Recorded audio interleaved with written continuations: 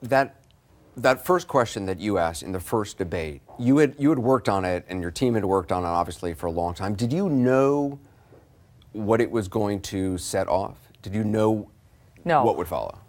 I don't think I could have ever imagined what would come after that question. I knew he probably wouldn't like it, right? Because Trump had already shown himself to be a little sensitive to, tough questions. He had already called you up. We had had a tough exchange on the Monday before that Thursday debate. He was angry about a segment I had done the prior week involving his divorce from Ivana Trump. Right, allegations that she had made during that divorce. Right, she was claiming back in that divorce that he had raped her. She recanted those allegations fully, and then the Daily Beast did a story reviving it that prior week, and I put on the Daily Beast reporter to give him a hard time about, it's 30 years old, she recanted, what are you doing? Well, Trump didn't like it getting any airtime at all, and he called me. He insisted that I call him the Monday before that Thursday debate, and when I did, it did not go well. You say in the book that he threatened you. He did. So he was very angry that I'd aired that segment, and I said, look, I did you a favor. Nobody was even telling the other side of that. They were just accepting this as a relevant story. He didn't see it that way, and ultimately I said, look, Mr. Trump, you don't control the editorial in the Kelly file. And that was it. He said, that's it. You're a disgrace. You ought to be ashamed of yourself. And then he said, oh, I almost unleashed my beautiful Twitter account against you, and I still may. And that was 4 days before the presidential debate, at which I knew I was going to open with a tough question about women, not about Ivana Trump, but about women. So, going in, I had some nerves because I had a feeling he wouldn't like it, but I had to do my job. I want to play that moment just for not that every viewer in the world doesn't see it already, but let's just play that. You've called women you don't like fat pigs, dogs, slobs, and disgusting animals. Your Twitter account... Only Rosie O'Donnell. No, it wasn't. Your Twitter account...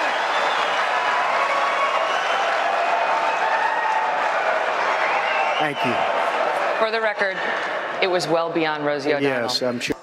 You once told a contestant on Celebrity Apprentice it would be a pretty picture to see her on her knees. Honestly, Megyn, if you don't like it, I'm sorry. I've been very nice to you, although I could probably maybe not be based on the way you have treated me, but I wouldn't do that.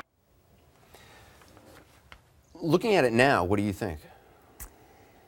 What I thought in the moment, which was that was a veiled threat, and I understood why he was suggesting I hadn't been nice to him. And, I figured at the time maybe he's going to come after me a bit on Twitter, and that'll be that. I mean, this is in part the nature of our jobs. Sometimes politicians are unhappy with our coverage, and you have to take it.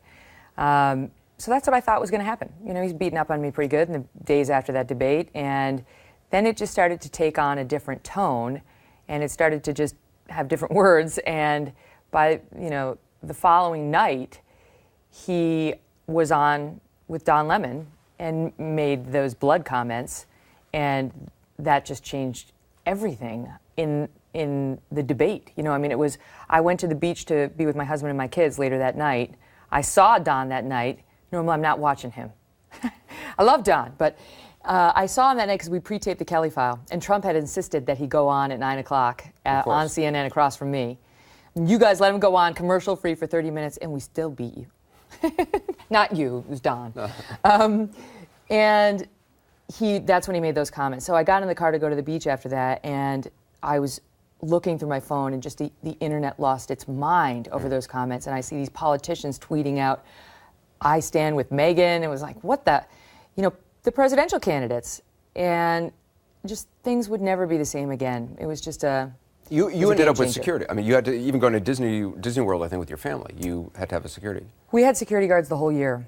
I mean, the threat level just got so high that it was impossible not to take that seriously. And, it's not like I was walking around actively believing that somebody was going to necessarily try something, but it was high enough that we had to take it seriously. Well, you write about it in the book that a Fox executive actually said something to the Trump campaign about, it would not be good for you if Megyn Kelly is killed. So Michael Cohen, who is Trump's top lawyer and an executive vice president with the Trump Organization, had retweeted, "Let's gut her," about me. at a time when the threat level was very high, which he knew. And Bill Shine, an executive vice president at Fox, called him up to say, you got to stop this. Like, we understand you're angry, but this is, she's got 3 little kids, she's walking around New York, really. And he didn't much care. And what Bill Shine said to Michael Cohen was, let me put it to you in terms you can understand. If Megyn Kelly gets killed, it's not going to help your candidate. The fact that an executive at your company, though, I mean, that's an actual thought, that's out there, a real concern is incredibly telling. Well, listen, there's no question that some of the tactics engaged in by those supporting, Team Trump were questionable. Michael Cohen did that. Corey Lewandowski specifically threatened me if I showed up at the second debate hosted by Fox News, which our executive vice president said back to him, knock it off. You don't threaten our reporter. She will be there. And that was the one that Trump skipped. And it went on from there. I mean, even as recently as right before Donald Trump won, his online social media guy issued another threat saying, wait till you see what happens to her after this election. But you took that as a threat, as a personal threat, or as a professional threat? Listen, I don't take it that serious. It's Trump's golf caddy who now runs his online services, right? So I was like, he's trying to get my attention, I guess. But the point is, these are not your normal tactics that we see in a presidential race unleashed against a journalist who asked a tough question. I don't think it would have made any difference, but some, in reading the book, have criticized you for not revealing all of that conversation you had with Trump before, where, he talked about unleashing his beautiful Twitter on you, kind of holding on to that until the book came out. Mm-hmm. Do you think it would have made any difference? No. I mean, do you think if the Access Hollywood tape didn't make a difference and the 12 female accusers didn't make a difference and the Khan family and Judge Curiel, none of that mattered, that he mentioned his beautiful Twitter account was going to be a game changer? My approach in this was I wanted to be honest, so I had revealed that I had received some death threats and that I had a guard and, that the level was getting a little dangerous. But I didn't want to make it any more about me. Trump kept trying to make the story about me, and the story was about him and ultimately Hillary Clinton, but in the early days, him and the other Republicans.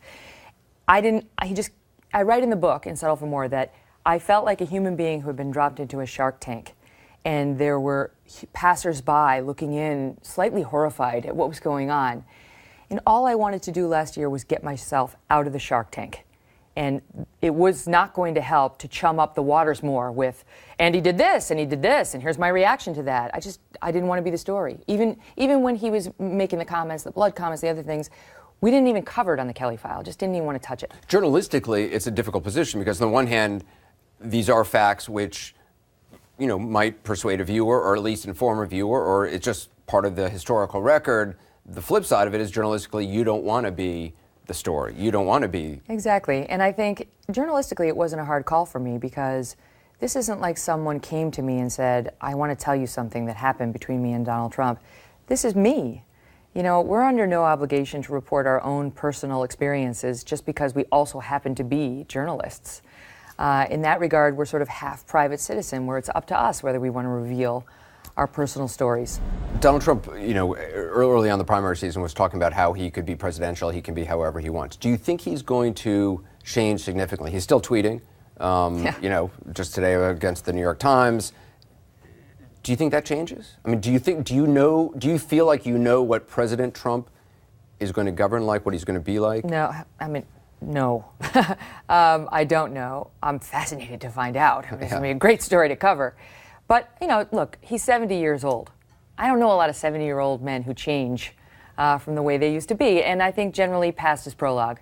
So I think he's probably going to be very much the same, although he might try to rein himself in a little bit. I think, hopefully, with respect to some of his dicier rhetoric, he will be lifted up by the office. And I'm hoping that the power of it and, just the majesty of it, if you will appeal to his better angels.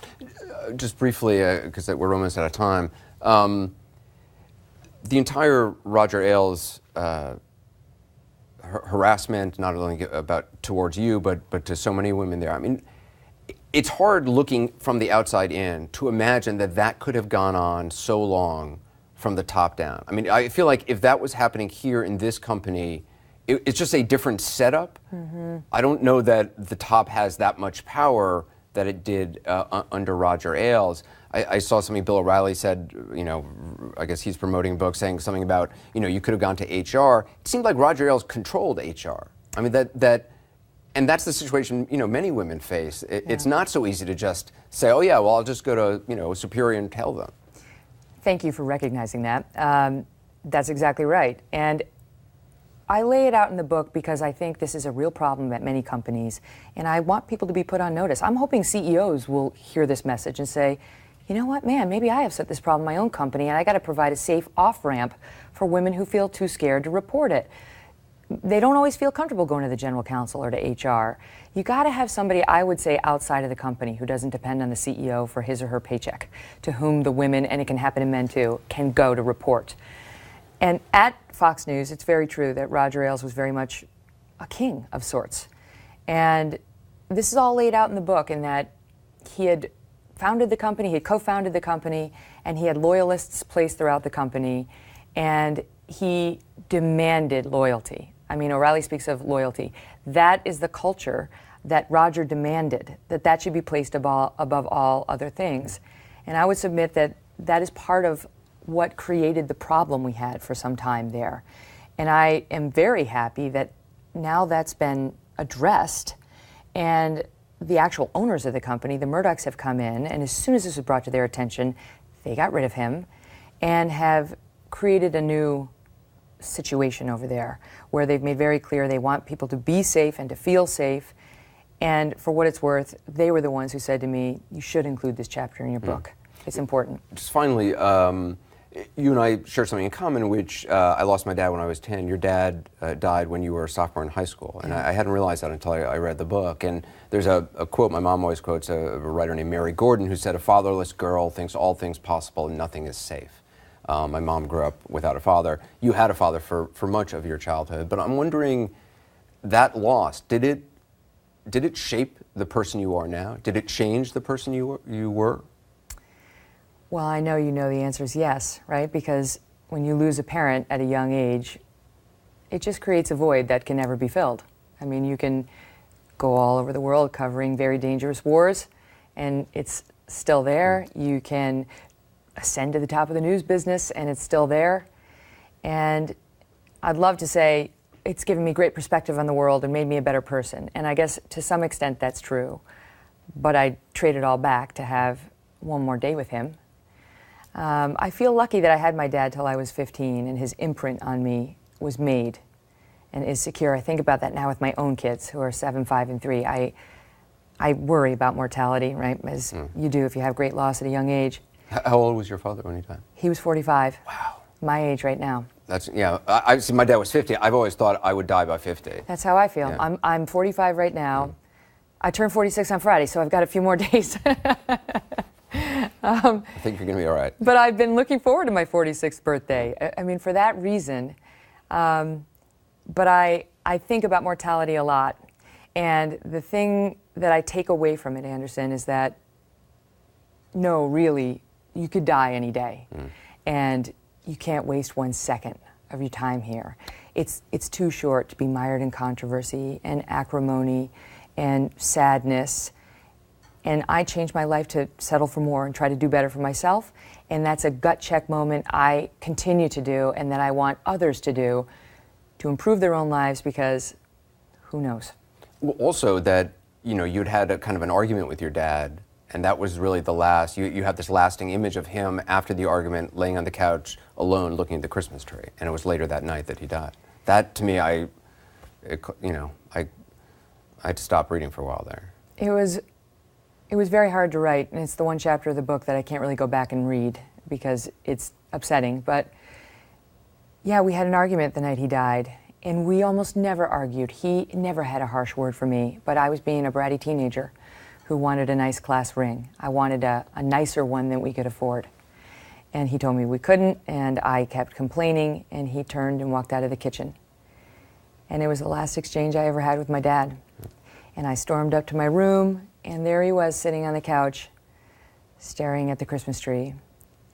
And I didn't say anything to him. I just went into my bedroom. And the next thing I knew, my sister burst in and said, "Wake up, Daddy had a heart attack." And he never revived. And, you know, within 3 hours, we were in the hospital next to his bedside, and he was gone. Megyn Kelly. Megyn, thanks very much. Thanks for having me, Anderson. I'm a fan. Thanks. Me too.